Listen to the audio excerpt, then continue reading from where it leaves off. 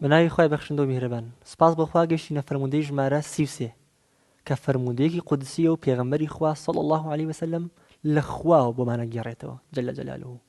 خوای گەورە فەرمێ وجبت محبتي على متحابين فيه والمتجالسين فيه والمتزاورين فيه والمتباذلين فيه.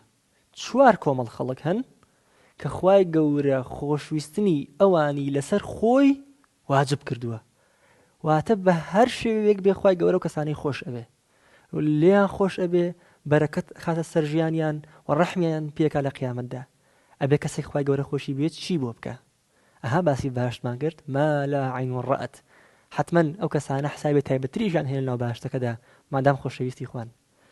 ئەو چوار کۆمەڵە کەسە کێن کە لەم فەرموودەی قودسیەدا خوای گەورە نایانهێنێ؟ یەکەم المتحابين فيه ئەو کەسانەی کە لە پێناو خوا یەکتریان خۆش ئەبێ، تەنها و تەنها ئامانجی خۆشەویستیەکە خوا بێ و ئامڕازی خۆشەویستەکەش هەر خوا بێ. لە دووەمیشتا زۆر وازحە کۆبوونەوەی ئەو کەسە خۆشەویستانە بەیەکەوە دانیشتنیان دووبارە زەمانەتی خۆشەویستی خواکە بۆیان. والمتجالسین فيه بەیەکەوە دابنیشن لە چی؟ لە پێناو خوادا.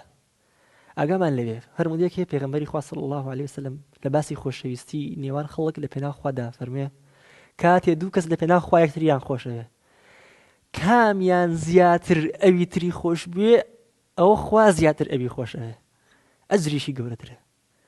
چونکە لێرە منافەسەی قیامەت و بەدەستهێنانی ئەجر و پاداشت و ڕازیبوونی خوایە، هەتا زیاتر خۆشەویستی بەخشی لە پێناو خوادا کەمە، چونکە خوای گەورە خۆشەویستی پێبەخشێ لە بەرامبەریە. ئەوە دووهەم متجالسینیش بوو. سێهەم والمتزاورین فيه ئەو کەسانەی کە سەردانی یەکتر دەکەن لە پێناوی خوادا. ئایا ئێمە سەردانەکانمان لەگەڵ دووهەمیش دانیشتەکانمان لە پێناو خوادایە تەنها یا لە پێناو ئامانج و ئامڕازە دنیاکانمانن؟